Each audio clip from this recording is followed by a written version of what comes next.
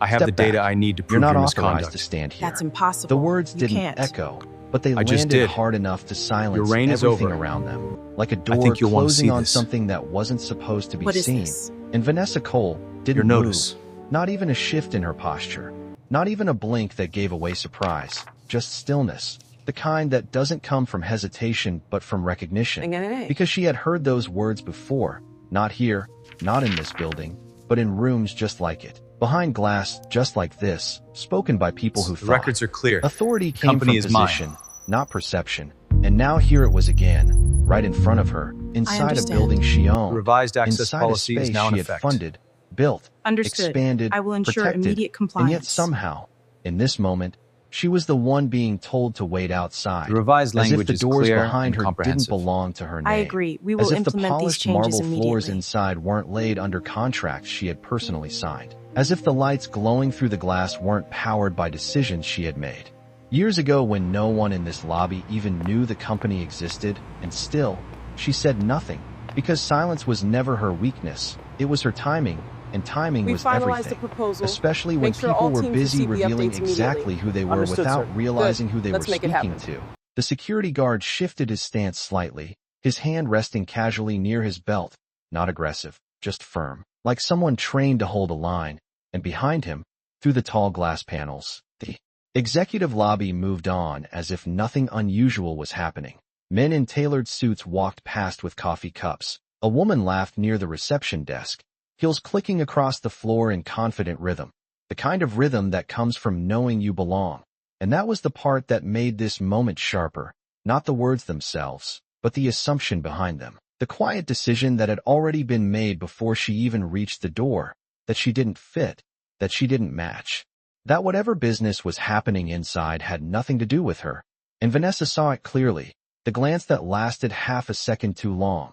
The way the manager approaching from inside slowed down just enough to observe before stepping in, the slight tilt of his head as he pushed through the glass doors, letting them close behind him with a soft, controlled click, sealing the line between inside and outside like it meant something more than space. "Ma'am," he said, voice even but edged with authority he hadn't earned from her. "We've asked you to wait outside while we verify your purpose here."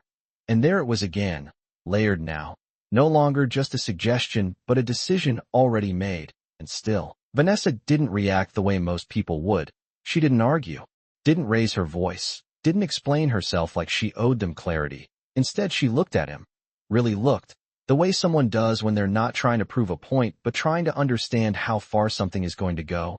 And in that moment, something subtle shifted, not in the lobby, not in the guard, not even in the manager, but in the air around her. Because people who know their power don't rush to use it. They wait until it matters. And this, right here, was starting to matter. A young man near the far wall inside the lobby had already slowed his steps, phone slightly raised, not obvious, just enough to capture what was happening.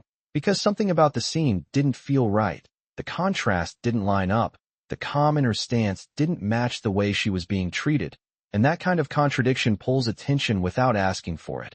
Another employee, a junior assistant by the look of her badge, leaned slightly toward a coworker, whispering something under her breath, eyes flicking back toward Vanessa, then toward the manager, uncertainty forming in that space where recognition almost lives but hasn't fully arrived yet. And the manager, unaware of the quiet audience building behind the glass, took another step forward, lowering his voice just enough to sound controlled, but not enough to hide the assumption underneath it. "We can't allow unauthorized individuals to enter executive areas," he said, each word chosen like policy, like something rehearsed, something safe to stand behind. And that was when Vanessa finally spoke, not loudly, not sharply, just clearly, the kind of clarity that doesn't need volume to carry weight. "And who gave you the authority to decide who belongs here?" she asked. And it wasn't a challenge, not in tone, but in structure. A question placed exactly where it needed to be, and for a split second, the manager hesitated, not visibly, not enough for most people to notice, but enough for the rhythm of the moment to break, because authority, real authority, doesn't like being questioned when it's built on assumption.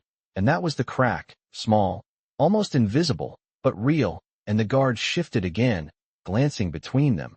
The junior assistant inside straightened slightly, her eyes narrowing as if something was starting to connect, and still, the lobby behind them continued its quiet performance of normalcy, as if the glass was a filter that kept reality from spilling inside. But it wasn't. Not anymore. Because moments like this don't stay contained. They expand. They pull people in. They force recognition.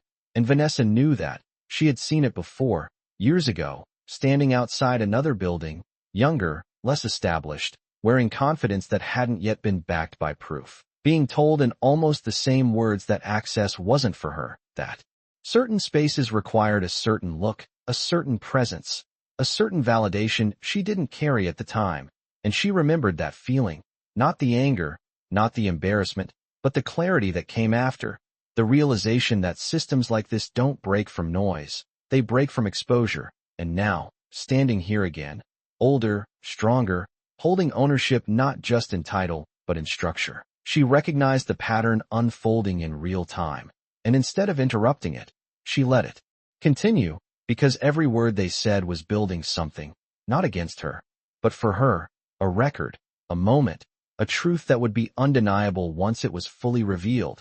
The manager exhaled slightly, regaining his composure, mistaking her calm for compliance.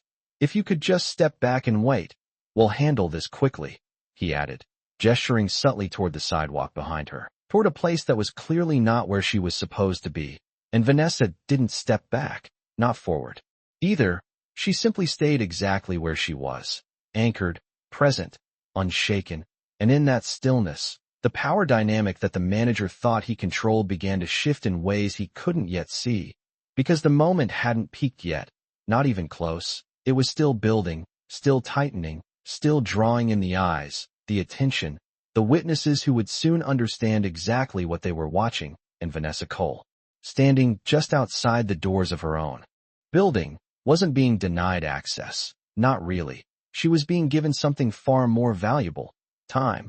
Just enough time for the truth to reveal itself without her needing to force it. The manager held his ground like the moment belonged to him, but the silence stretching between them had already begun to change shape. Not louder, not chaotic, just heavier, like the air before a storm that no one sees coming until it is already overhead. And Vanessa Cole felt it settle in, not around her, but around them, because the longer she stood there without reacting, the more their certainty had to work to justify itself. And certainty that has to work is already starting to crack. The guard cleared his throat, subtle but noticeable, eyes flicking toward the manager as if asking for confirmation that this was still under control, and inside the lobby, the movement had slowed just enough to be obvious to anyone paying attention. Conversations softened, footsteps paused mid-direction, heads turned without fully committing, because people recognize tension before they understand it. And tension like this does not stay invisible for long.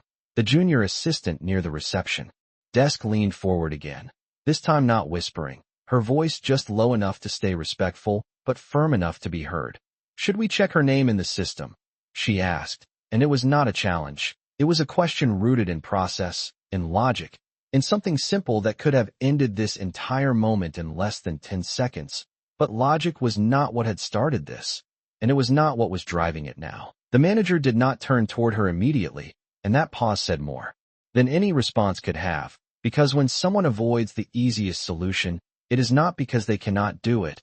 It is because they do not want the answer it might give. "We have procedures," he said finally, keeping his eyes on Vanessa as if the rest of the room did not matter. "And we follow them." And the assistant nodded slowly, but the doubt did not leave her expression. It settled there, quiet, watching, waiting, the same way Vanessa was. The man with the phone inside the lobby adjusted his angle slightly, stepping closer to the glass, not hiding what he was doing anymore, because the moment had shifted from private interaction to public observation, and once something becomes visible, it becomes accountable, and accountability changes everything. Vanessa noticed him without looking directly, the reflection in the glass enough to catch movement, enough to confirm what she already knew, that this was no longer just between her and the people standing in front of her. This was now a room, a system, a pattern unfolding in real time with witnesses, and that mattered more than any argument she could have made. The manager straightened his posture slightly, sensing the attention, adjusting his tone to sound more official, more controlled. "Ma'am, if you do not step back, we will have to escalate this situation," he said. And there it was, escalation, the word people use when they want to shift pressure without taking responsibility for it. Vanessa let the words settle, not interrupting them, not reacting to them. Because escalation only works when the other person meets it with resistance, and she was not offering any. She simply tilted her head slightly, just enough to signal that she had heard him, just enough to acknowledge the moment without giving it more weight than it deserved. And then she asked again, calm, precise, escalate it to who? And this time the question landed differently, because now it was not just about authority, it was about hierarchy, about structure, about the invisible lines that define who answers to whom. And for the first time, the manager's expression shifted in a way he could not fully control, not panic, not fear, but uncertainty, small, quick, almost gone before it could be named, but real, and the guard noticed it too, his stance adjusting again, not as firm as before, because when the person leading a situation hesitates, everyone else feels it, even if they do not understand why. Inside the lobby, the assistant took a step closer to the reception desk, her hands hovering over the keyboard as if waiting for permission that was not coming. And another employee, older, more experienced, leaned in beside her, eyes narrowing as he studied Vanessa through the glass, something about her presence not aligning with the narrative that had already been formed, because people who do not belong usually show it, in posture, in hesitation, in the way they fill a space. But Vanessa filled the space like it was already hers, like she was not trying to enter anything, just waiting for something unnecessary to finish. And that kind of presence does not come from confidence alone. It comes from ownership, even if no one has said it out loud yet. The manager exhaled slowly, recalibrating, shifting his weight from one foot to the other, trying to regain the rhythm he had at the beginning of this interaction. "We can involve building security administration," he replied, choosing his words carefully now, as if precision could restore control, but the words only made the moment heavier, because administration meant records, systems, names, verification, everything he had avoided up to this point. And Vanessa heard it, the subtle shift from assumption to procedure, and she knew exactly what it meant. They were getting closer to the line where truth becomes unavoidable, and still, she did not rush it, because rushing would have ended it too soon, and ending it too soon would have kept it small. And this moment was no longer small, not with eyes watching, not with phones recording, not with doubt already growing inside the people who had been silent just minutes ago. The man filming lowered his phone slightly, speaking quietly to someone beside him. "This does not look right," he said, not loud enough to interrupt, but clear enough to be heard by those already paying attention. And that was all it took, one voice to shift the energy from observation to opinion. The assistant behind the desk finally made a decision, fingers moving across the keyboard despite the lack of instruction, her screen lighting up with the system interface that had been ignored until now. And as she typed, her expression changed, not dramatically, not enough to draw immediate attention, but enough to mark the moment internally, because something had appeared on that screen that did not match the situation unfolding at the door, and she froze, just for a second, eyes scanning the information again as if to confirm that she was reading it correctly, and then she looked up, first at the manager, then at Vanessa, and back again, the pieces starting to align in a way that made the entire interaction feel unstable. The older employee beside her leaned closer, whispering something that did not reach the door, but carried urgency in its tone, and the manager noticed the shift, his attention breaking from Vanessa just long enough to glance over his shoulder, irritation flickering across his face, because whatever was happening behind him was not part of the control he thought he had, and control slipping, even slightly, changes how authority sounds, how it feels, how it holds.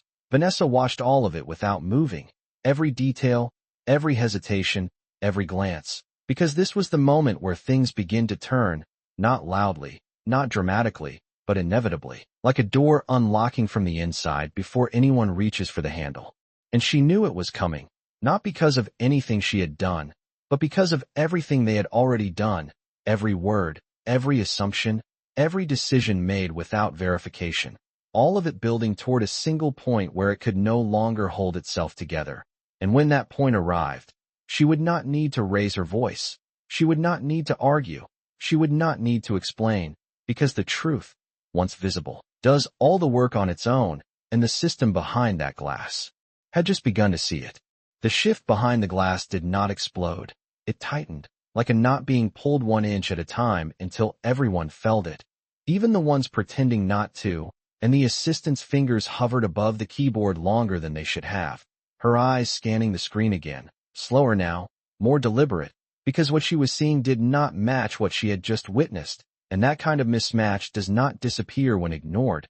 It grows. It demands attention, it forces decisions, and she was not the only one who felt it. The older employee beside her leaned in closer, his voice low but urgent. "What does it say?" he asked, and she did not answer immediately, not because she did not know, but because saying it out loud would make it real, and once it was real, everything outside that glass would have to be reinterpreted. Every word, every action, every assumption would need a new meaning. And that kind of shift does not come quietly.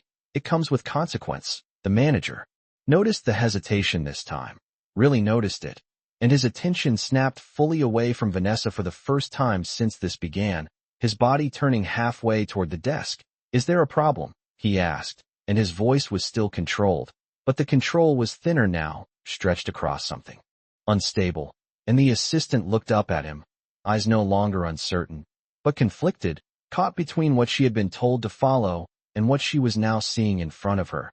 "There is a name in the system," she said carefully, choosing each word like it mattered, because it did, "and it is marked as executive access." And the words landed inside the lobby like a quiet drop into still water, no splash, no reaction at first, just a ripple that began to spread outward, slow but undeniable.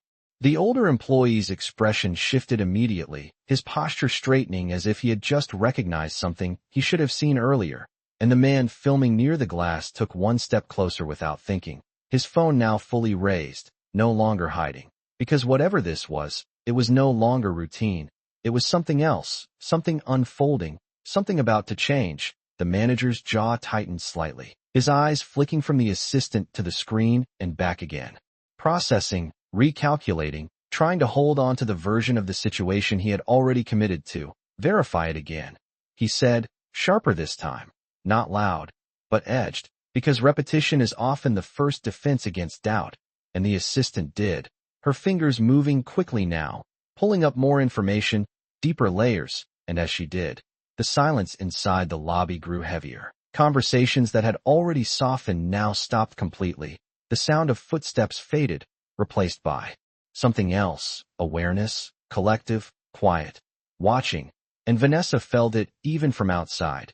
The shift in energy moving through the glass like it was not a barrier at all, because tension does not respect walls. It moves through people, through attention, through realization, and she stood exactly where she had been, not closer, not farther, her posture unchanged, her expression steady, because she knew this part. This was the moment where the system begins to correct itself, not because it wants to, but because it has to. The manager took a step toward the desk, just one, but enough to break the line he had been holding at the door, and that alone changed everything, because the line had never been about space, it had been about control, and now control was slipping, even if he had not fully admitted it yet. "Read it," he said, quieter now, the authority still there, but no longer absolute. And the assistant hesitated again, but only for a second this time.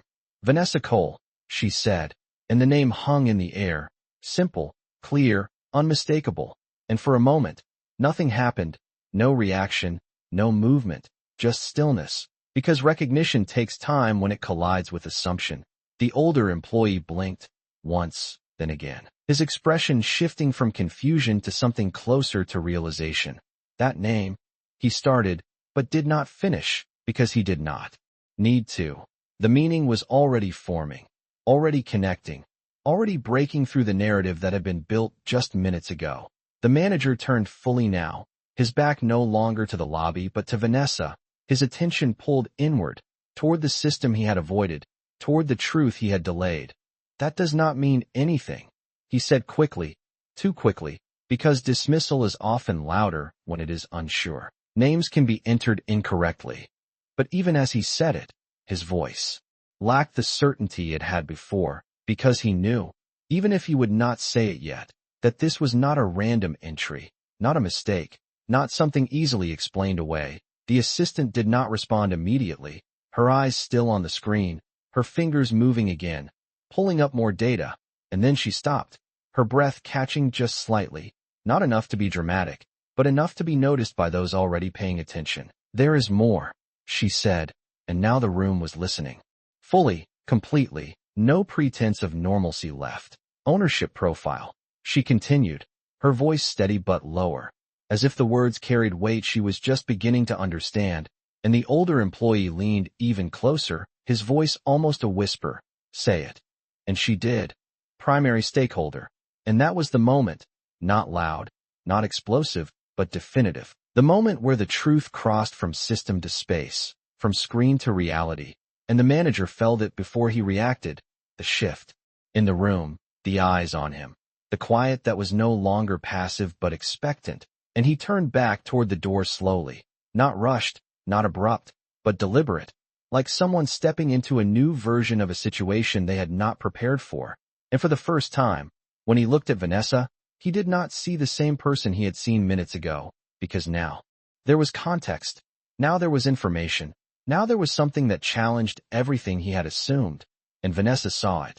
The exact moment the perception changed, not completely, not yet, but enough to matter. Enough to start the collapse, and she did not smile, did not react, did not acknowledge it in any way that would ease the tension, because easing it would let them recover, and recovery was not what this moment needed. Clarity was, and clarity does not come from comfort. It comes from exposure. The guard shifted again, this time more noticeably, his stance no longer firm but uncertain, his eyes moving between the manager and Vanessa as if waiting for direction that was no longer clear. And inside the lobby, the man with the phone spoke again, louder now, not asking, not whispering, just stating what everyone was beginning to understand. "They stopped the wrong person," he said, and the words did not echo, but they spread, fast, through the room, through the space, through the understanding that had just begun to form. And Vanessa Cole, still standing outside the doors, had not moved, had not raised her voice, had not forced anything. And yet everything was already starting to change. The silence did not break. It deepened, like a room collectively realizing it had crossed a line it could not uncross. And the manager stood there, facing Vanessa now with something different behind his eyes. Not authority, not confidence, but calculation. The kind that comes too late. The kind that only appears when the outcome has already begun to shift. And behind him, the assistant remained frozen at the desk. The screen still glowing with the truth she had just spoken out loud. A truth that no longer belonged to the system alone but to everyone in that lobby. Because once a name becomes real, once it carries weight in a room, it cannot be pushed back into silence. The older employee beside her leaned back slowly, exhaling under his breath, his posture no longer neutral but alert, as if he had just stepped into a situation far above his role. And the man with the phone did not lower it. Not even slightly. Because now this was not just a moment. It was a story unfolding, one that people would talk about, replay, question, and remember, and Vanessa stood exactly where she had been, still outside, still on the wrong side of the glass according to the rules that had just been applied to her, but no longer invisible, no longer dismissed, because the room inside had begun to see her differently, not because she had changed, but because they had. The manager cleared his throat. A small sound, but it carried, because in a room like this, every sound carries when nothing else is moving. "There must be some confusion," he said, and the words were familiar, almost predictable, the first attempt to soften something that had already hardened, the first step toward rewriting a narrative that had just been exposed. But Vanessa did not respond immediately. She let the words sit, let them exist in the space they were trying to reshape, because confusion was not what this was. And they both knew it. The guard shifted again, stepping slightly back this time. Not instructed, not announced. Just a small adjustment that said everything about how his understanding of the situation had changed. Because authority that was once clear was now uncertain, and uncertainty changes posture before it changes words. Inside the lobby, the assistant finally looked away from the screen and toward the door, toward Vanessa, her expression no longer hesitant but aware, fully aware. And that awareness carried something else now, something closer to discomfort. Because recognizing the truth also means recognizing what has just happened in front of you, and that recognition is not easy to sit with. The older employee spoke quietly, not to the manager, but to the assistant. "That is her," he said, and there was no question in his voice, only confirmation, and the assistant nodded once, small, but definitive, and the manager heard it, even if it was not directed at him. And that was when the weight of the moment finally reached him, not all at once, but enough to shift his stance, enough to make him step back from the edge of certainty he had been standing on. "Ma'am," he started again, his tone different now, measured in a way it had not been before, but the word itself felt out of place, too late, too small compared to what had already been said. And Vanessa finally moved, not forward, not backward, just a slight shift of her shoulders, enough to break the stillness she had held since the beginning, enough to signal that the moment had changed. And when she spoke, her voice was calm, steady, but sharper now, not louder, just clearer. "There is no confusion," she said, and the sentence did not need anything else. It did not need explanation or emphasis, because it cut directly through what the manager was trying to build, and behind him, the lobby felt it, the words landing in a space that had already begun to turn against him. The man with the phone spoke again, not quietly this time. He told her to wait outside. He said, narrating what everyone had just witnessed, and narration turns moments into facts, facts into accountability, and accountability into consequence. And the assistant flinched slightly at the words, not because they were wrong, but because they were true, and truth spoken out loud carries a weight that silence can hide. The manager glanced over his shoulder briefly, seeing the eyes, the phones, the stillness of a room that was no longer neutral, and then he looked back at Vanessa, and for the first time, there was something in his expression that had not been there before, not just uncertainty, but realization, the kind that arrives when it is too late to prevent it. "We were following procedure," he said, and the sentence sounded weaker the moment it left his mouth, because procedure requires consistency, and consistency requires fairness. And what had just happened did not look like either. Vanessa tilted her head slightly, just enough to acknowledge the statement, just enough to dismantle it without raising her voice. "Procedure starts with verification," she replied, and the words were simple, but they carried weight, because they pointed directly at what had been skipped, what had been ignored, what had been replaced with assumption. And inside the lobby, the older employee nodded slowly, almost to himself, because he understood exactly what she meant. And the assistant looked back at the screen again, as if confirming that what she had seen was still there, still real, still undeniable. And it was. The name had not changed, the profile had not disappeared, the truth had not corrected itself to match the narrative. Because truth does not do that, people do. And right now, no one in that lobby was able to. The guard stepped back another inch, creating space without being told, because instinct had taken over where instruction had failed, and space, even small, changes dynamics, changes perception, changes control. The manager noticed it. Of course he did, but he did not correct it, because correcting it would require confidence he no longer had. And that was the moment where the line between authority and accountability fully shifted, not in a dramatic gesture, not in a loud declaration, but in a quiet realization shared by everyone present, that the person standing outside the door had never been the problem.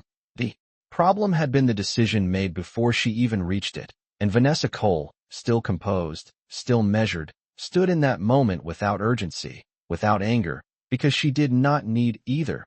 She had something far more effective, clarity, and clarity, once established, does not need to fight to be heard. It simply waits for everyone else to catch up to it. The words did not need to repeat themselves to be felt, because the moment had already shifted into something heavier than explanation, and the lobby, once filled with quiet routine, now held a different kind of silence, one that listened, one that measured, one that remembered, and the manager stood in the center of it, no longer directing the scene but caught inside it, his earlier certainty dissolving into something slower, something more cautious. And behind him, the assistant took a step back from the desk, not retreating but repositioning, as if she understood that what she had uncovered was no longer just information, it was context, it was consequence. and it was already moving beyond her control. The older employee folded his arms, not defensively but thoughtfully, his gaze fixed on Vanessa through the glass, seeing her now not as a disruption but as a reference point, the center of something that had just exposed the edges of everything around it, and Vanessa remained.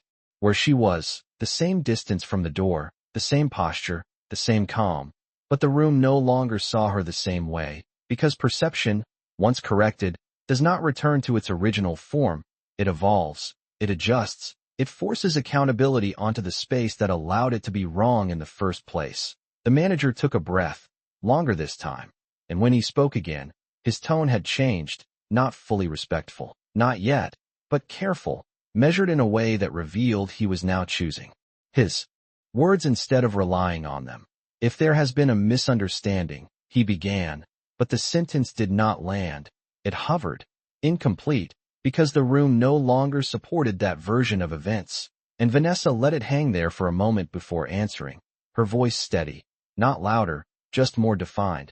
There has not been a misunderstanding, she said, and the correction was not aggressive, it was precise, removing the one word he had tried to use to soften what had already happened, and precision, in moments like this, carries more weight than volume ever could.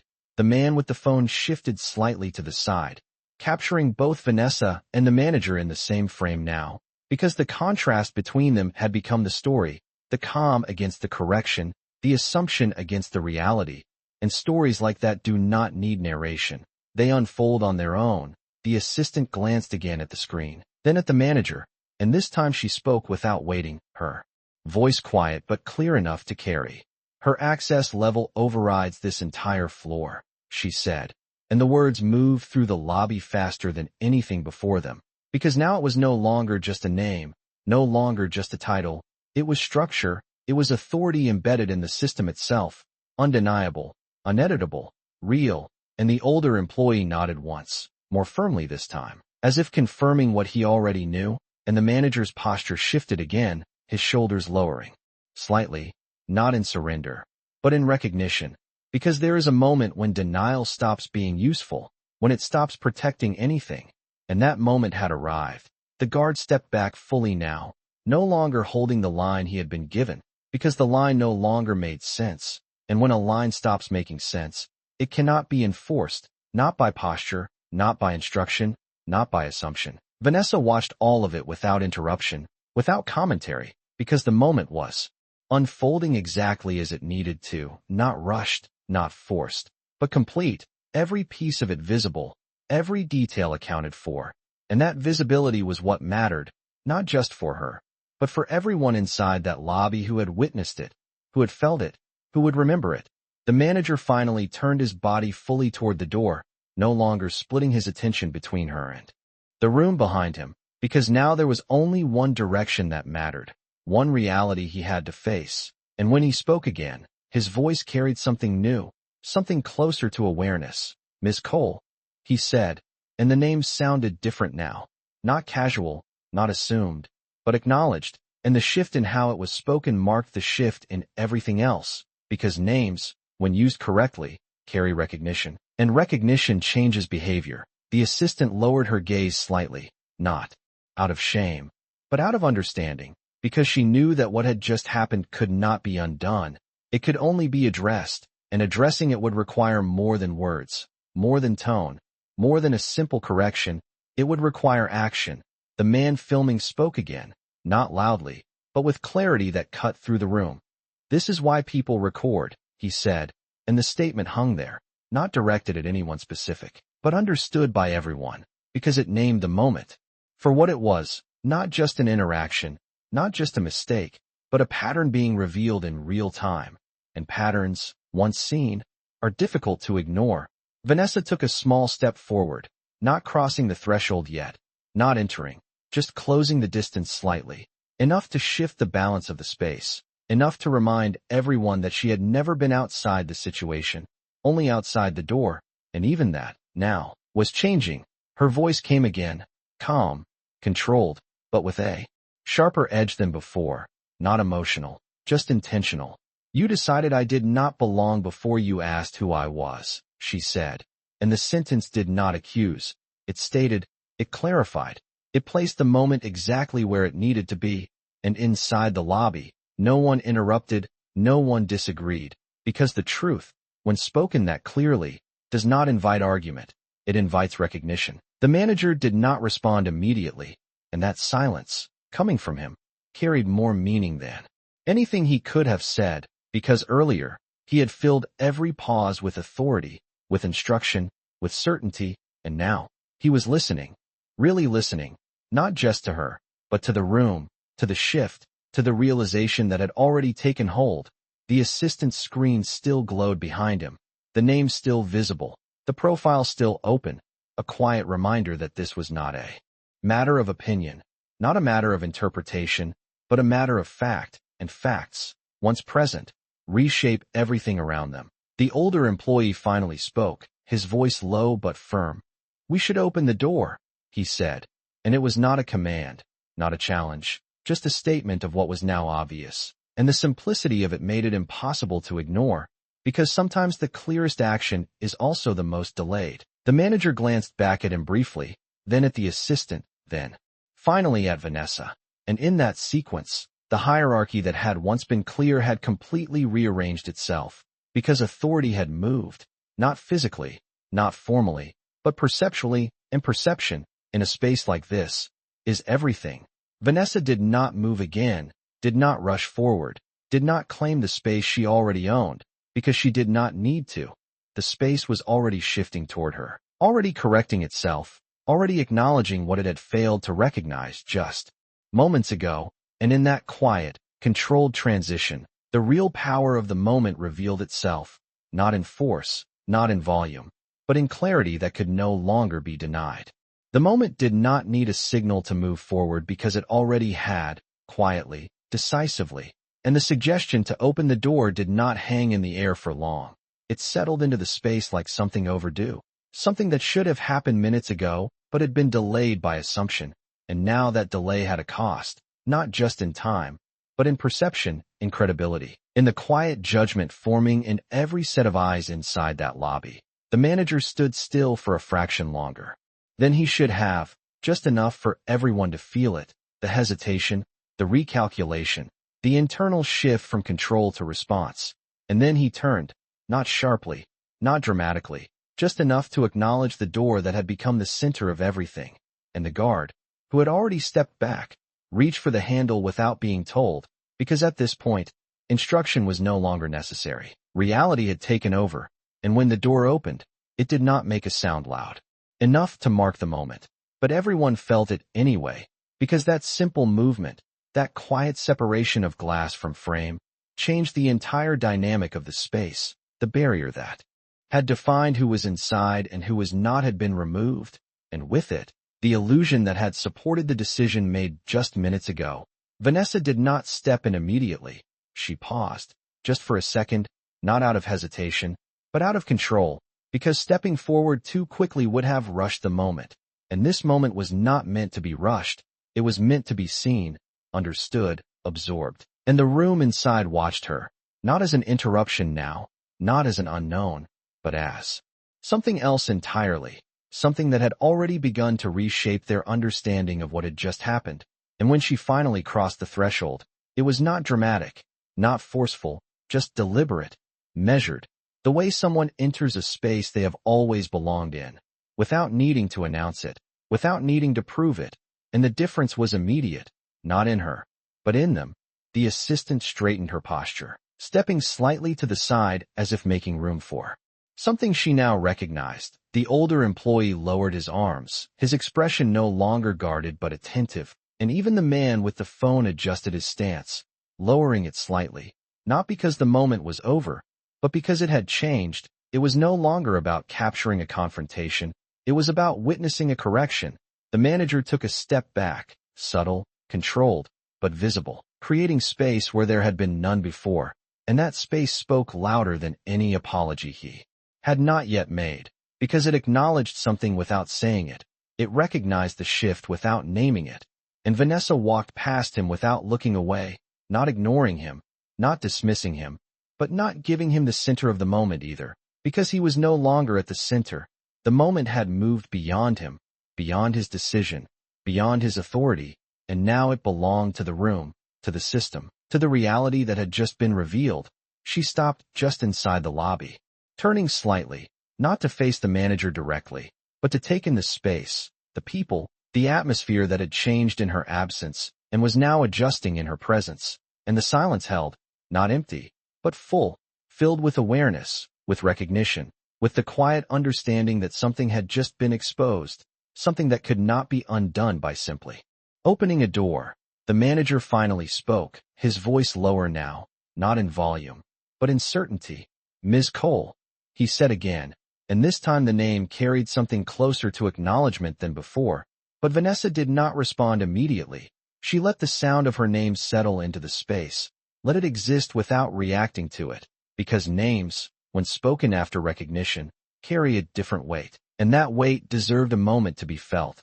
The assistant glanced at the screen once more, then closed it, not because the information was no longer relevant, but because it had already done its work. It had moved from system to reality, from data to consequence, and now it lived in the room, in the eyes, in the posture of everyone present.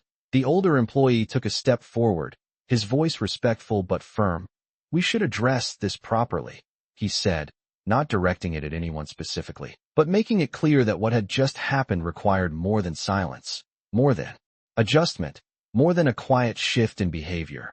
And the manager nodded once, a small movement, but one that signaled he understood that the moment had moved beyond control and into accountability.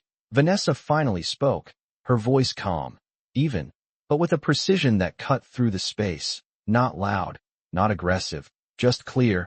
"You already addressed it," she said, and the sentence landed differently than anything before it, because it did not look forward, it looked back, it pointed directly at what had already happened, what had already been said, what had already been done, and in doing so, it made it impossible to ignore.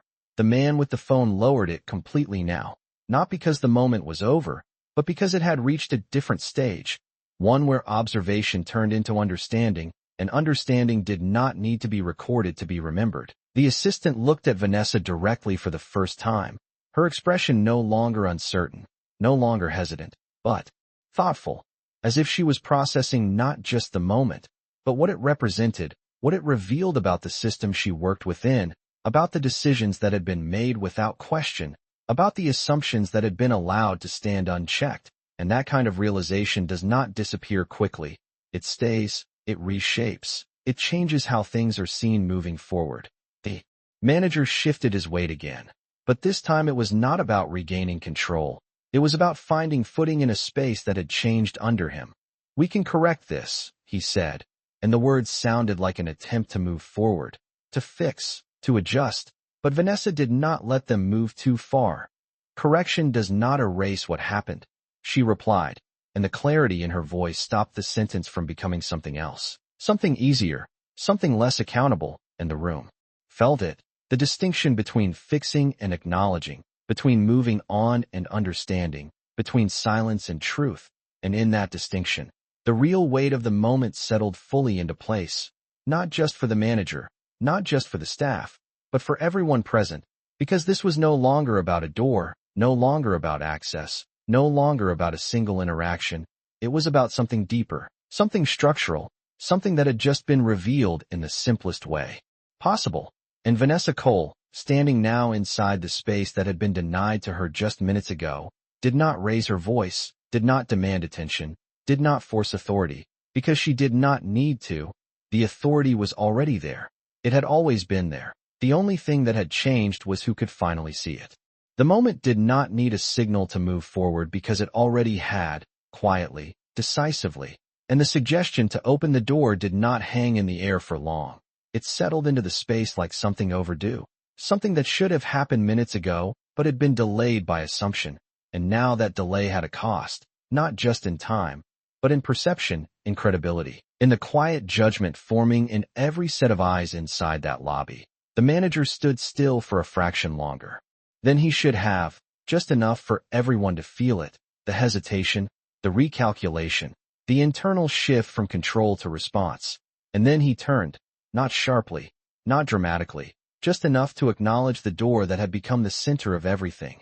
and the guard, who had already stepped back, reached for the handle without being told, because at this point, instruction was no longer necessary. Reality had taken over, and when the door opened, it did not make a sound loud enough to mark the moment, but everyone felt it anyway, because that simple movement, that quiet separation of glass from frame, changed the entire dynamic of the space.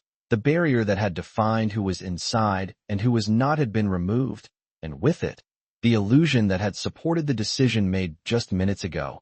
Vanessa did not step in immediately. She paused, just for a second, not out of hesitation, but out of control, because stepping forward too quickly would have rushed the moment, and this moment was not meant to be rushed. It was meant to be seen, understood, absorbed, and the room inside watched her, not as an interruption now, not as an unknown, but as something else entirely, something that had already begun to reshape their understanding of what had just happened.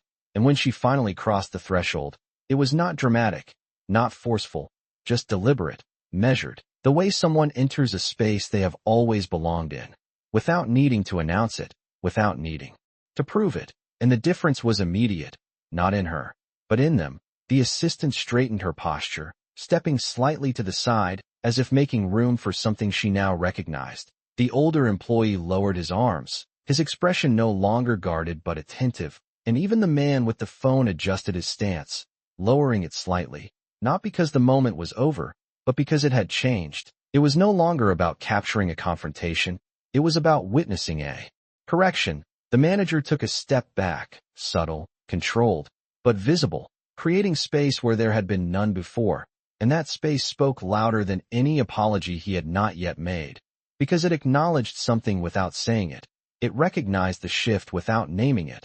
And Vanessa walked past him without looking away, not ignoring him, not dismissing him, but not giving him the center of the moment either. Because he was no longer at the center, the moment had moved beyond him, beyond his decision, beyond his authority, and now it belonged to the room, to the system, to the reality that had just been revealed. She stopped just inside the lobby, turning slightly, not to face the manager directly, but to take in the space, the people, the atmosphere that had changed in her absence and was now adjusting in her presence. And the silence held, not empty, but full, filled with awareness, with recognition, with the quiet understanding that something had just been exposed, something that could not be undone by simply opening a door. The manager finally spoke, his voice lower now, not in volume, but in certainty. "Ms. Cole," he said again, and this time the name carried something closer to acknowledgement than before, but Vanessa did not respond immediately. She let the sound of her name settle into the space, let it exist without reacting to it, because names, when spoken after recognition, carry a different weight, and that weight deserved a moment to be felt. The assistant glanced at the screen once more, then closed it, not because the information was no longer relevant, but because it had already done its work. It had moved from system to reality, from data to consequence, and now it lived in the room, in the eyes, in the posture of everyone present. The older employee took a step forward, his voice respectful but firm. "We should address this properly," he said, not directing it at anyone specifically, but making it clear that what had just happened required more than silence, more than adjustment, more than a quiet shift in behavior. And the manager nodded once, a small movement, but one that signaled he understood that the moment had moved beyond control and into accountability. Vanessa finally spoke, her voice calm, even, but with a precision that cut through the space, not loud, not aggressive, just clear. "You already addressed it," she said, and the sentence landed differently than anything before it, because it did not look forward, it looked back. It pointed directly at what had already happened, what had already been said, what had already been done, and in doing so, it made it impossible to ignore. The man with the phone lowered it completely now, not because the moment was over, but because it had reached a different stage, one where observation turned into understanding, and understanding did not need to be recorded to be remembered. The assistant looked at Vanessa directly for the first time, her expression no longer uncertain, no longer hesitant, but thoughtful, as if she was processing not just the moment, but what it represented, what it revealed about the system she worked within, about the decisions that had been made without question, about the assumptions that had been allowed to stand unchecked, and that kind of realization does not disappear quickly. It stays, it reshapes, it changes how things are seen moving forward. The manager shifted his weight again, but this time it was not about regaining control. It was about finding footing in a space that had changed under him. "We can correct this," he said, and the words sounded like an attempt to move forward, to fix, to adjust. But Vanessa did not let them move too far.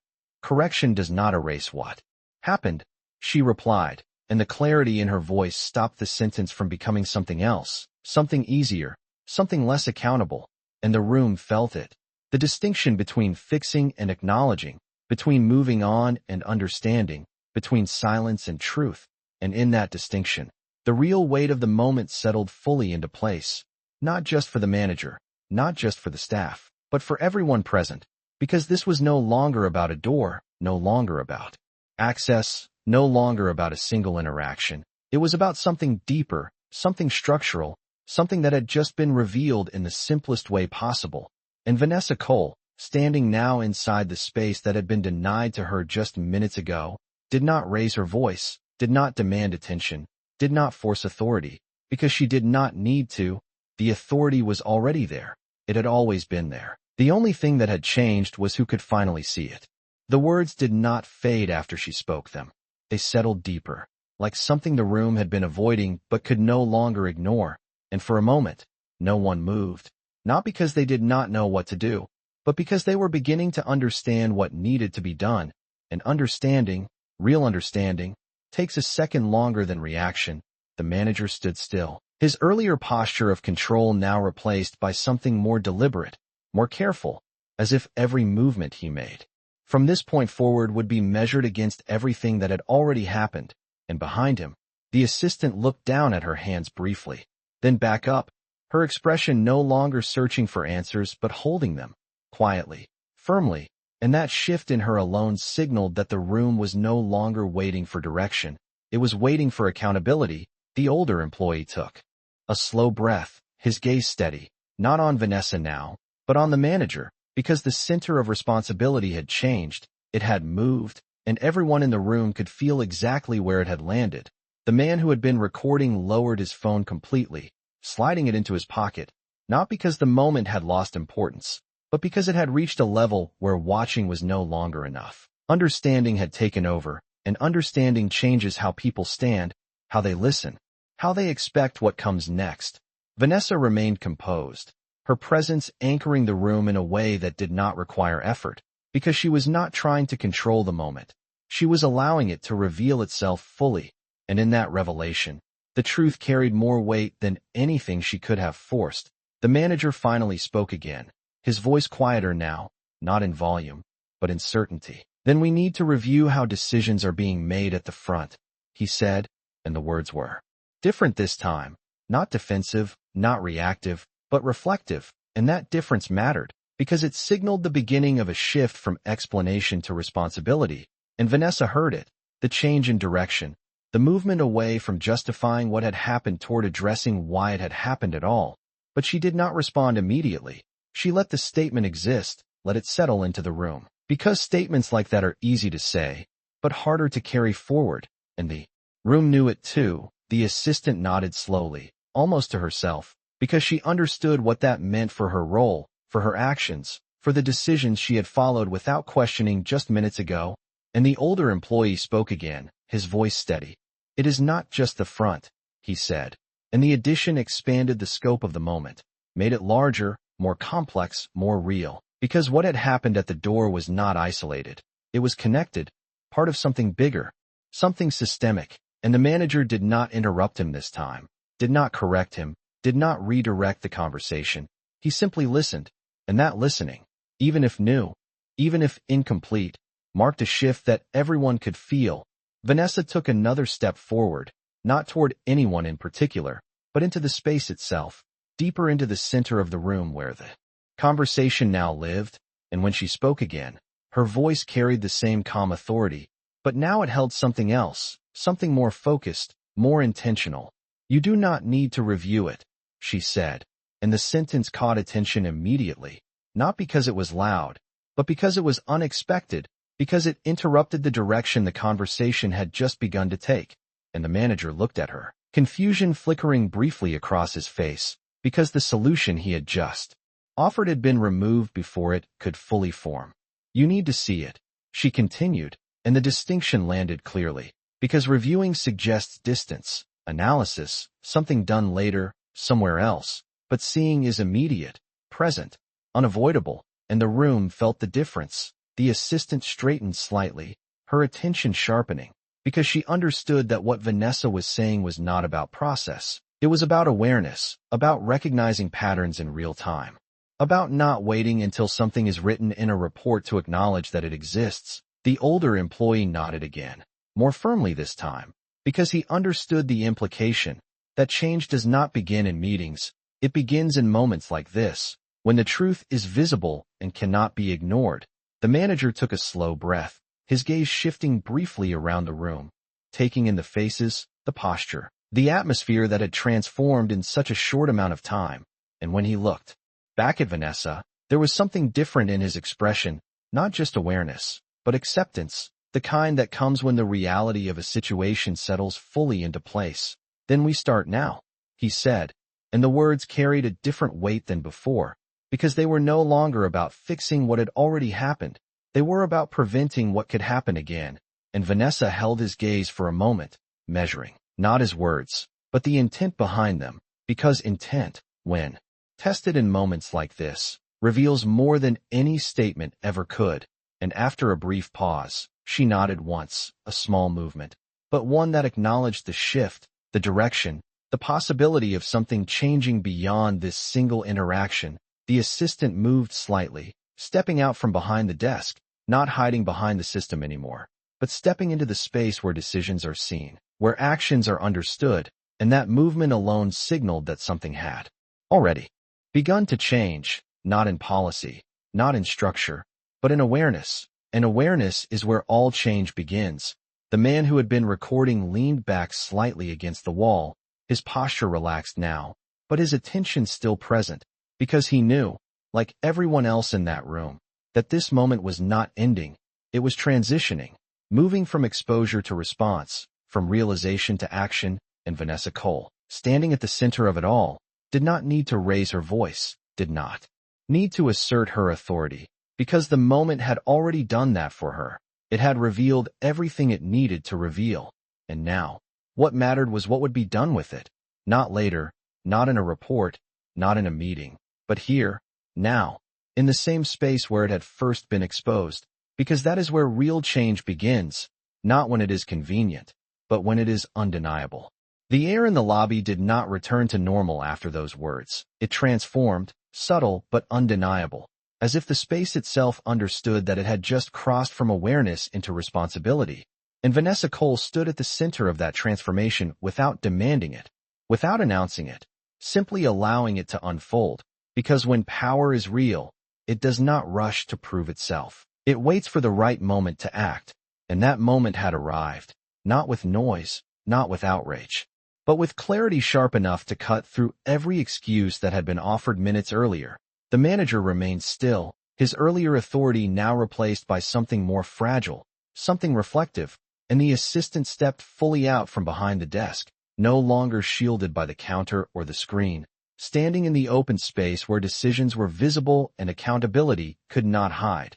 The older employee watched closely, his posture upright, alert, ready to see what direction this would take, and the man who had recorded everything remained near the wall, arms folded loosely now, his presence a quiet reminder that moments like this do not disappear just because they become uncomfortable. Vanessa glanced briefly at the reception desk, then back at the manager, and when she spoke again, her tone did not rise. It narrowed, precise, intentional. "You said we start now," she said. And the sentence did not accuse, it invited, but it also tested, because words spoken in moments like this either hold or collapse under the weight of action. And the manager nodded once, a controlled movement, but one that acknowledged that the next step could not be symbolic. It had to be structural. The assistant looked toward him, waiting for direction, but this time, Vanessa moved first, not dramatically, just one steady step closer to the center of the lobby. claiming the space not through force, but through presence, and she reached into the pocket of her coat, retrieving her phone with a motion so calm it almost felt routine, and that routine made it more powerful, because this was not emotional. It was procedural. She unlocked the screen and tapped once, then twice, deliberate, focused, and the silence in the room tightened, everyone watching without fully understanding what was about to happen. "If we start now," she said, her voice carrying evenly across the marble floor. "Then we begin with transparency." And she held the phone slightly forward, not to show them yet, but to signal that something larger was being activated, something beyond this lobby, beyond this single building. The manager's eyes followed the movement, uncertainty flickering briefly, because transparency in this context meant more than acknowledgement. It meant visibility, documentation, traceability. The assistant glanced at the older employee, then back at Vanessa, sensing that whatever was coming would reach further than just an apology.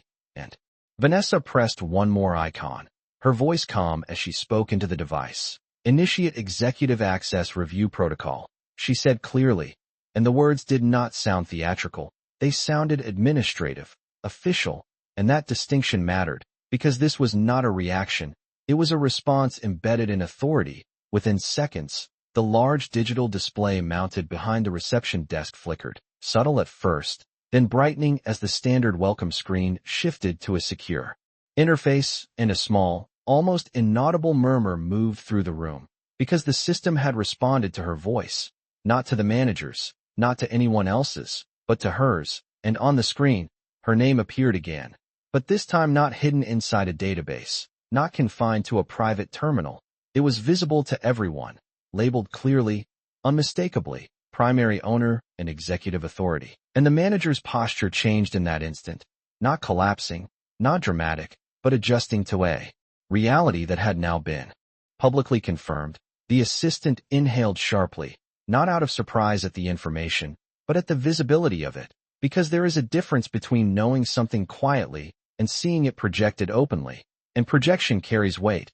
It carries consequence. The older employee stepped back half a pace, instinctively creating space around the moment, as if recognizing that the center of gravity had shifted permanently, and Vanessa lowered her phone slightly, her gaze steady, unwavering. "You did not just question my presence," she said, and her voice did not shake, did not rise. It remained controlled, firm. "You questioned the authority of the very structure that signs your contracts." And the sentence landed without aggression, but with undeniable truth, because now the system itself had spoken, not through emotion, but through code, through record, through hierarchy embedded into the building's foundation. The manager swallowed, his composure intact but thinner. "Now, because public confirmation leaves no room for reinterpretation, Ms. Cole," he began, but the formality no longer carried comfort. It carried accountability. And Vanessa did not interrupt him. She simply held his gaze, allowing him the space to respond, to correct, to choose how this moment would define him. And after a brief pause, he spoke again, more carefully than before.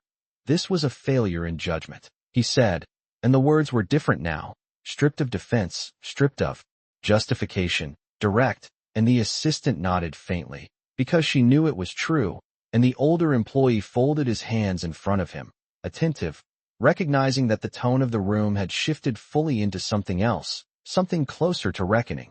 Vanessa listened without expression, not cold, not dismissive, simply focused, and when he finished, she responded with the same measured clarity she had held since the beginning. "It was a failure in culture," she corrected, and that correction expanded the scope once more, because judgment can belong to one person, but culture belongs to all, and the room felt that expansion. The weight of it settling over every desk, every badge, every decision made in haste or without question. The man who had recorded everything looked up at the screen again, then back at Vanessa, his voice quiet but firm. "That is bigger than today," he said, and she nodded once, acknowledging the truth in that statement, because this moment, though rooted in a single interaction, was connected to something larger, something systemic, something that required more than a corrected tone or a reopened door. It required reform, and reform begins with visibility, and visibility had just been established, The assistant stepped forward slightly, her voice steady despite the tension still lingering in the air. "What would you like us to do?" she asked, and the question was not defensive, it was direct. It sought instruction from the rightful authority, and Vanessa turned toward her, not with anger, not with condescension, but with clarity. "You will review every access denial in the last 12 months, she said evenly. "And you will document the reasoning behind each one." And the directive carried weight because it was not impulsive.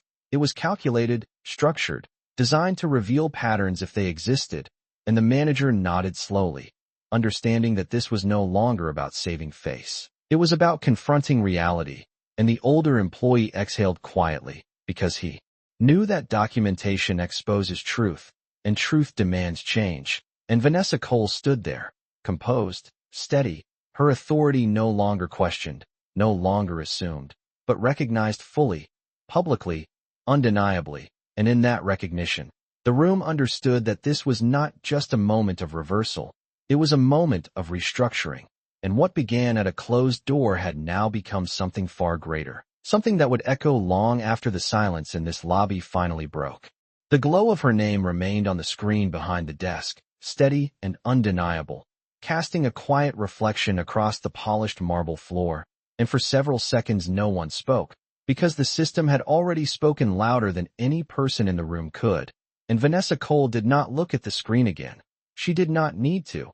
She had lived that authority long before it was displayed in bright letters for everyone to see. Instead, she watched the faces in front of her, measuring not their shock, but their understanding. Because shock fades quickly, understanding stays. And what she was looking for now was not embarrassment, it was awareness. The manager shifted his stance again, this time not out of discomfort, but out of responsibility settling onto his shoulders in real time.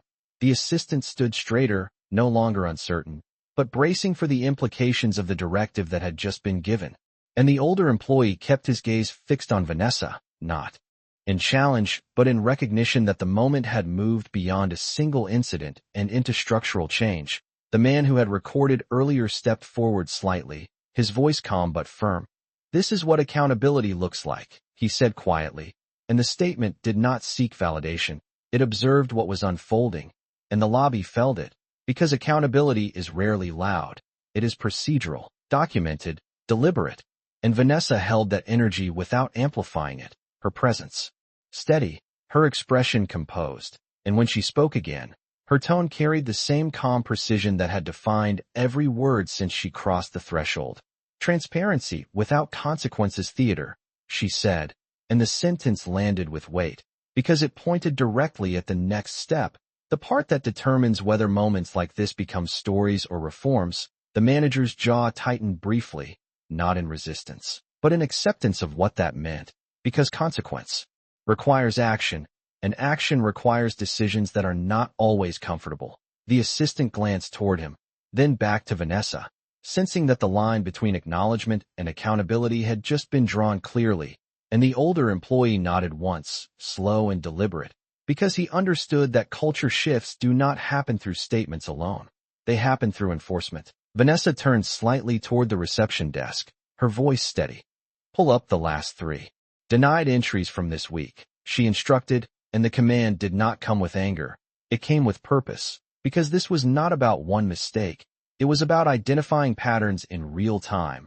The assistant moved quickly now, fingers returning to the keyboard with focus that had not been there earlier, the screen shifting again as records populated, and the manager stepped closer, not to reclaim control, but to participate in the process he had just agreed to begin, and the lobby watched.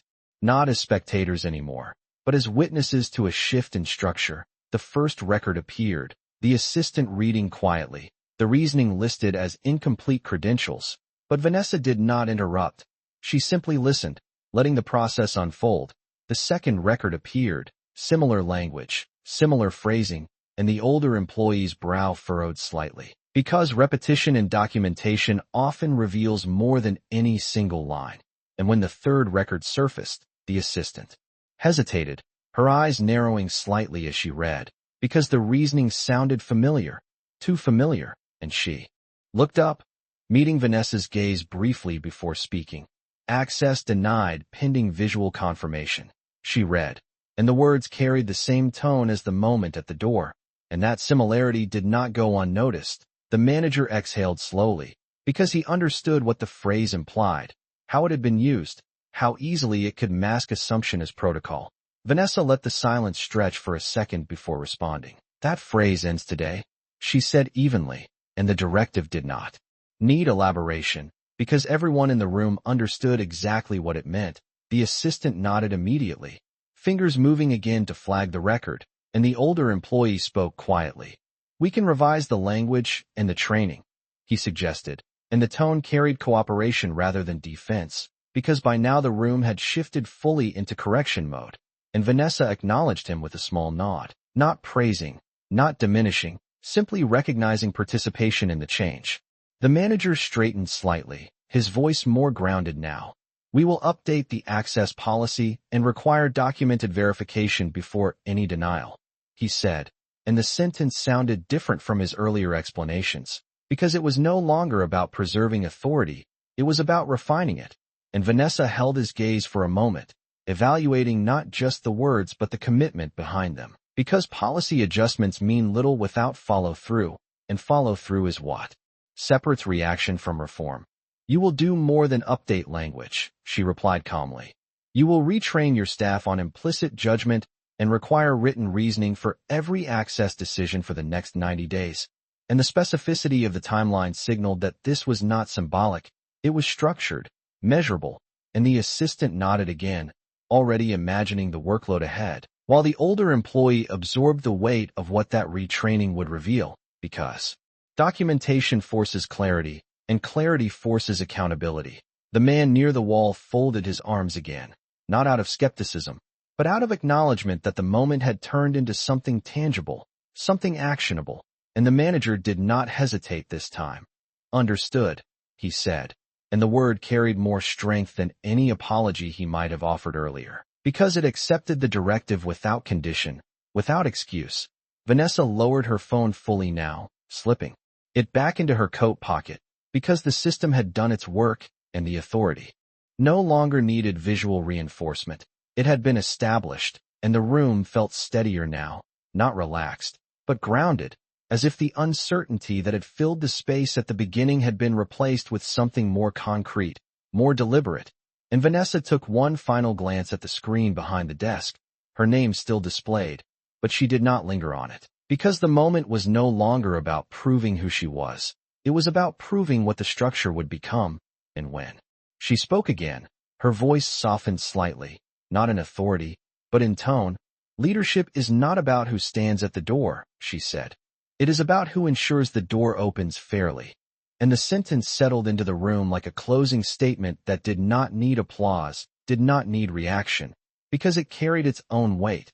The manager nodded once more, slower this time, absorbing the distinction. The assistant stepped back from the keyboard, her posture composed, ready to implement, rather than react. And the older employee looked around the lobby as if seeing it differently now, not just as a place of routine operations, but as a space where culture had just been tested and redefined.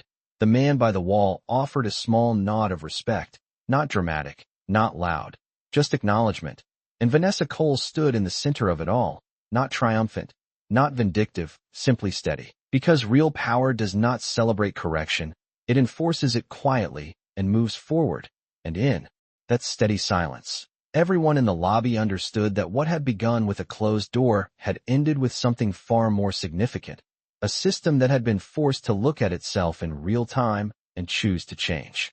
The lobby did not erupt after her final words. It steadied, like a structure that had been tested and decided not to collapse, and that steadiness felt different from calm. It felt intentional, deliberate, as if every person in the room understood that something fundamental had shifted and could not be shifted back.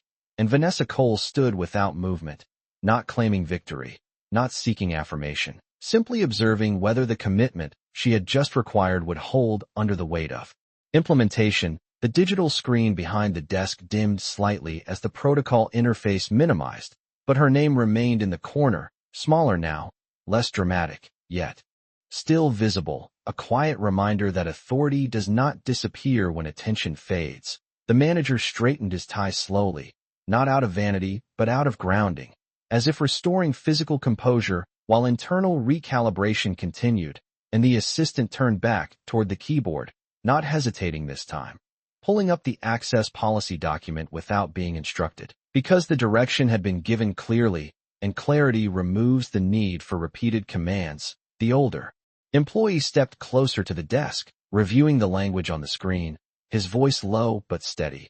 "We can draft the updated directive before end of day," he said, and the tone carried ownership, not deflection, and that ownership mattered more than any apology that could have been spoken earlier.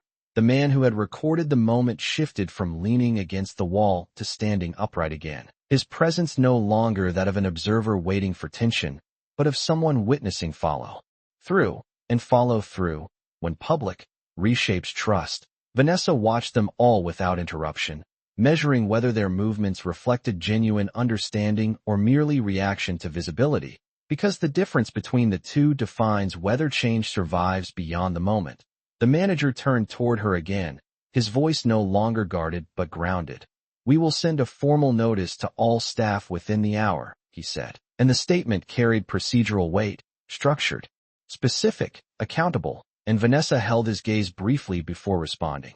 "And you will attach today's documentation to it," she added calmly, and the addition reinforced that transparency must include evidence, not just language, and the assistant nodded immediately, fingers already moving to log the current timestamp into the report, because documentation now meant something tangible, something traceable, something that could not be quietly revised later. The older employee glanced at the denial records again, then at Vanessa. "There may be more than 3, he admitted, and the acknowledgement did not sound defensive. It sounded honest, and honesty in that moment shifted the atmosphere further from confrontation toward reform. Vanessa inclined her head slightly, not surprised, because patterns rarely exist in isolation. "Then you will find them," she replied, and her tone carried neither threat nor impatience, only expectation. An expectation from true authority does not require volume. It requires compliance. The manager took a slow breath, nodding once more. "Understood," he said again, and this time the word felt heavier. Not repeated out of habit, but reinforced by responsibility. The assistant completed the flagging process on the visible records and turned the screen slightly toward the older employee so he could verify the entries. And that small act of collaboration signaled something subtle but significant. The hierarchy had shifted from rigid enforcement to shared accountability, and the room could feel it. The man who had recorded earlier finally spoke once more, his voice reflective. "Most people never get to see this part," he said, and the statement lingered, because it was true. Most corrections happen privately, quietly, without witnesses, and when accountability is visible, it carries a different kind of power. Vanessa glanced at him briefly, offering a small nod of acknowledgement, not because she needed validation, but because she understood the weight of visibility, and she had allowed this moment to unfold publicly for a reason, because reform hidden from view can be reversed, but reform witnessed becomes embedded in memory. The manager looked around the lobby, taking in the employees, the visitors, the silence that no longer felt tense but resolute, and then he spoke again, this time addressing the room. "We failed to verify before we judged," he said plainly, and the sentence did not try to soften itself. It did not lean on procedure or policy. It named the core issue directly, and the assistant lowered her eyes briefly in agreement, while the older employee nodded. Because hearing the truth spoken out loud anchors the shift more firmly than any internal memo ever could. Vanessa listened without interruption, because acknowledgement spoken publicly matters. It sets tone, it resets culture, and the manager continued. "That will not happen again." And the promise hung in the air, fragile but necessary, and Vanessa did not respond immediately. She let the promise exist, let it settle into the space where behavior would either support it or contradict it. And after a moment she said, "It will not happen again because you will not allow it to," and the correction reframed the promise from passive assurance to active responsibility, and the room absorbed that distinction carefully, because responsibility shared is responsibility enforced. The assistant straightened fully now, her posture composed, ready for the work ahead, and the older employee stepped back from the desk slightly, as if making room for the next phase, and Vanessa took one measured step toward the center of the lobby, her presence steady, unwavering. Leadership is measured in what you tolerate, she said quietly, and the sentence did not seek reaction. It carried instruction, and the manager held her gaze, understanding that the line between tolerance and accountability had been drawn clearly today, and that he would be judged not by how quickly he corrected one moment, but by how consistently he enforced the standard moving forward. The man near the wall gave a small nod of respect, then glanced once more at the screen, where her name still appeared, smaller now, but undeniable, and Vanessa slipped her hands into the pockets of her coat, not signaling departure yet, but signaling that the crisis had ended and the work had begun, and the lobby felt different now, not because it had been humbled, but because it had been clarified. The assumptions that once filled the air had been replaced with documentation, policy, awareness, and expectation, and Vanessa Cole stood in the center of that recalibrated space, not triumphant, not vindictive, simply resolved, because real authority does not need applause, it needs implementation, and implementation had just been set into motion, visible, structured, and impossible to ignore. The room did not rush to disperse after the commitments were spoken, because what had just been set in motion required more than movement. It required absorption, and Vanessa Cole remained where she stood, not to oversee, not to intimidate, but to witness whether the momentum would hold once the tension fully settled, and the lobby, once defined by a closed door and an assumption made too quickly, now felt recalibrated, not lighter, but clearer, and clarity carries its own gravity. The manager turned toward the assistant again, his voice steady, procedural. "Schedule the policy briefing for this afternoon," he said, and there was no hesitation in the instruction, no attempt to delay, and the assistant nodded immediately, fingers returning to the keyboard with purpose rather than uncertainty. The older employee stepped closer, reviewing the draft notification that had begun to populate on the screen, and the language reflected what had just been spoken aloud. No vague phrasing, no softened framing, direct acknowledgement of procedural failure and immediate corrective measures. And Vanessa watched the wording carefully without interfering, because leadership is not about rewriting every sentence. It is about ensuring that sentences reflect truth, and the truth was now embedded in the document, visible in plain language. The man who had recorded earlier glanced once more around the lobby, his expression thoughtful rather than reactive, as if he understood that he had witnessed something rare, not confrontation, not spectacle, but structural recalibration unfolding in real time. And he gave a small nod before stepping toward the exit, not hurried, not lingering, simply departing with the quiet understanding that what happened here would not be easily undone. The manager noticed his movement and then turned back toward Vanessa. "We will circulate this within the hour," he said, and his voice carried not just compliance, but ownership, and Vanessa inclined her head slightly, acknowledging the commitment without overemphasizing it, because repetition is not reinforcement, follow-through is. The assistant finalized the draft and printed a copy, handing it to the older employee for review, and the exchange was fluid now, cooperative rather than reactive, and that cooperation signaled a shift deeper than the words alone could convey. Vanessa took a slow breath, allowing the room to settle into its new rhythm, and then she spoke once more, her voice calm, deliberate, carrying across the space without force. "Accountability is not punishment," she said, and the statement redirected the tone gently but firmly. "It is protection," and the words landed differently than the earlier directives, because they reframed the purpose behind everything that had just been set in motion.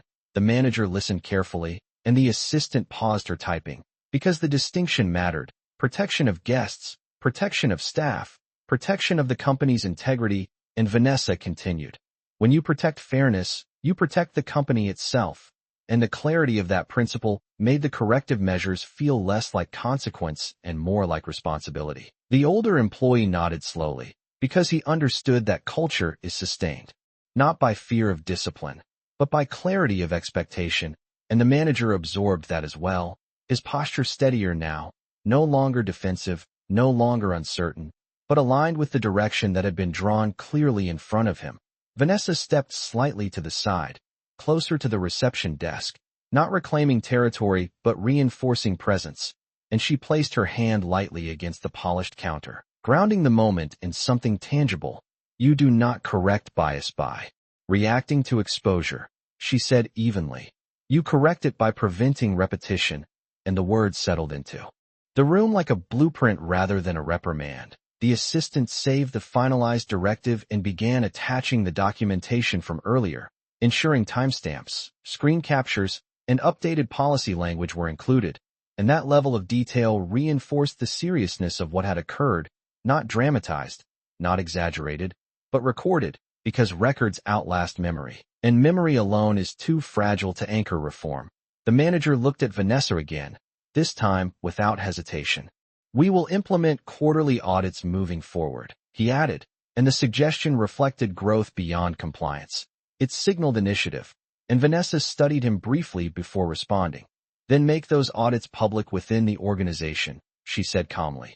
Transparency builds trust, and the addition elevated the reform from internal correction to visible commitment. The older employee made a note immediately, recognizing the value in visibility, and the assistant updated the draft. Once more to include the audit schedule, her movements efficient now, confident, as if the earlier uncertainty had been replaced with direction, and the lobby's atmosphere continued to stabilize, not because tension had vanished, but because it had been resolved through action rather than silence.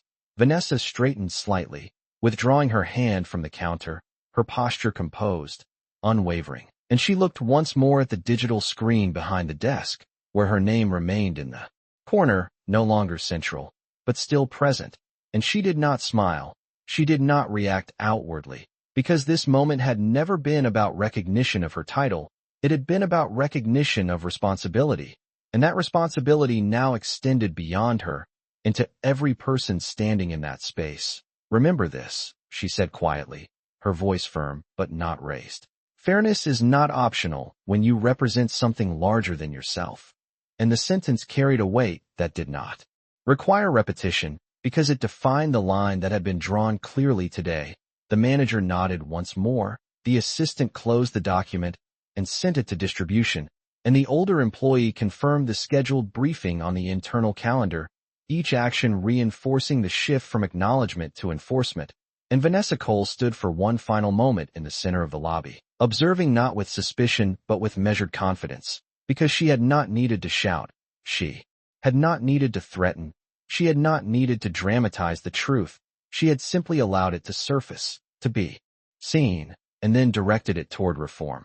And as she turned slightly toward the exit, not rushed, not triumphant, simply composed, the lobby did not feel smaller behind her. It felt steadier, recalibrated, and the closed door that had begun this entire sequence no longer symbolized exclusion.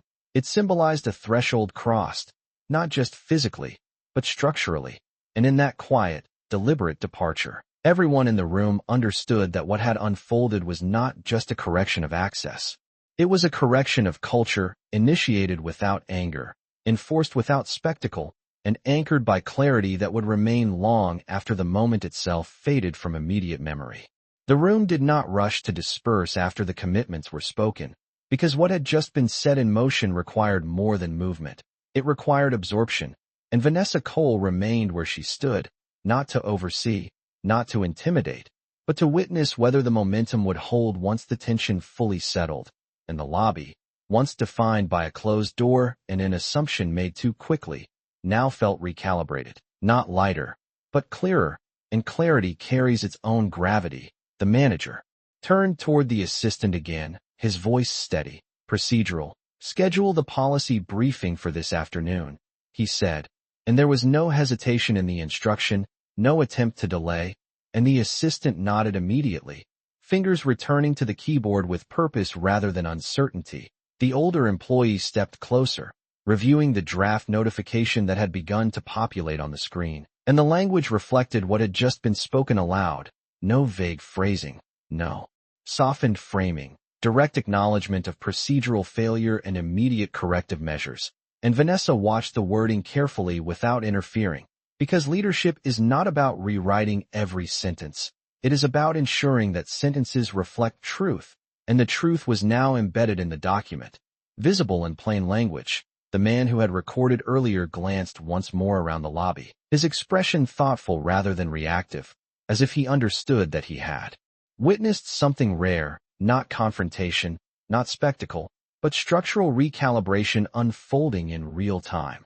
And he gave a small nod before stepping toward the exit, not hurried, not lingering, simply departing with the quiet understanding that what happened here would not be easily undone. The manager noticed his movement and then turned back toward Vanessa. "We will circulate this within the hour," he said, and his voice carried not just compliance, but ownership, and Vanessa inclined her head slightly, acknowledging the commitment without overemphasizing it. Because repetition is not reinforcement, follow-through is. The assistant finalized the draft and printed a copy, handing it to the older employee for review, and the exchange was fluid now, cooperative rather than reactive. And that cooperation signaled a shift deeper than the words alone could convey. Vanessa took a slow breath, allowing the room to settle into its new rhythm, and then she spoke once more, her voice calm, deliberate, carrying across the space without force. "Accountability is not punishment," she said, and the statement redirected the tone gently but firmly. "It is protection," and the words landed differently than the earlier directives, because they reframed the purpose behind everything that had just been set in motion. The manager listened carefully, and the assistant paused her typing. Because the distinction mattered: protection of guests, protection of staff, protection of the company's integrity, and Vanessa continued. "When you protect fairness, you protect the company itself." And the clarity of that principle made the corrective measures feel less like consequence and more like responsibility. The older employee nodded slowly, because he understood that culture is sustained not by fear of discipline, but by clarity of expectation, and the manager absorbed that as well. His posture steadier now, no longer defensive, no longer uncertain, but aligned with the direction that had been drawn clearly in front of him. Vanessa stepped slightly to the side, closer to the reception desk, not reclaiming territory but reinforcing presence, and she placed her hand lightly against the polished counter, grounding the moment in something tangible. "You do not correct bias by reacting to exposure," she said evenly. "You correct it by preventing repetition," and the words settled into the room like a blueprint rather than a reprimand. The assistant saved the finalized directive and began attaching the documentation from earlier, ensuring timestamps, screen captures, and updated policy language were included, and that level of detail reinforced the seriousness of what had occurred, not dramatized, not exaggerated, but recorded, because records outlast memory, and memory alone is too fragile to anchor reform. The manager looked at Vanessa again, this time without hesitation. "We will implement quarterly audits moving forward," he added, and the suggestion reflected growth beyond compliance. It signaled initiative, and Vanessa studied him briefly before responding. "Then make those audits public within the organization," she said calmly. "Transparency builds trust," and the addition elevated the reform from internal correction to visible commitment. The older employee made a note immediately, recognizing the value in visibility, and the assistant updated the draft once more to include the audit schedule. Her movements efficient now, confident, as if the earlier uncertainty had been replaced with direction. And the lobby's atmosphere continued to stabilize, not because tension had vanished, but because it had been resolved through action rather than silence. Vanessa straightened slightly, withdrawing her hand from the counter, her posture composed, unwavering, and she looked once more at the digital screen behind the desk, where her name remained in the corner, no longer central, but still present, and she did not smile. She did not react outwardly, because this moment had never been about recognition of her title. It had been about recognition of responsibility, and that responsibility now extended beyond her, into every person standing in that space. "Remember this," she said quietly, her voice firm but not raised. "Fairness is not optional when you represent something larger than yourself." And the sentence carried a weight that did not require repetition, because it defined the line that had been drawn clearly today. The manager nodded once more, the assistant closed the document and sent it to distribution, and the older employee confirmed the scheduled briefing on the internal calendar, each action reinforcing the shift from acknowledgement to enforcement. And Vanessa Cole stood for one final moment in the center of the lobby, observing not with suspicion, but with measured confidence. Because she had not needed to shout. She had not needed to threaten. She had not needed to dramatize the truth. She had simply allowed it to surface, to be seen, and then directed it toward reform. And as she turned slightly toward the exit, not rushed, not triumphant, simply composed, the lobby did not feel smaller behind her. It felt steadier, recalibrated, and the closed door that had begun this entire sequence no longer symbolized exclusion. It symbolized a threshold crossed, not just physically, but structurally. And in that quiet, deliberate departure, everyone in the room understood that what had unfolded was not just a correction of access. It was a correction of culture, initiated without anger, enforced without spectacle, and anchored by clarity that would remain long after the moment itself faded from immediate memory.